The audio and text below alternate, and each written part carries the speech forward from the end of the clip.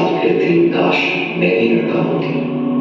कहते सुना है सबको कि लड़की को पढ़ाओ लिखाओ सशक्त बनाओ, और जब पढ़ लिख कर डॉक्टर बनती मेरी मां ना खोती उसकी आंखों का मोती। काश मैं भी लड़का होती। 36 घंटे का लगातार कार्य दुश्वार हुआ, बहिष्कार हुआ, बलात्कार हुआ, पुरुष के पेशीपन से साक्षात्कार हुआ। काश उन पुरुषों में भी थोड़े से स्त्रीपन की कोमलता होती। काश मैं ही लड़का होती। कहते हैं सीसीटीवी नहीं था, होता तो क्या होता।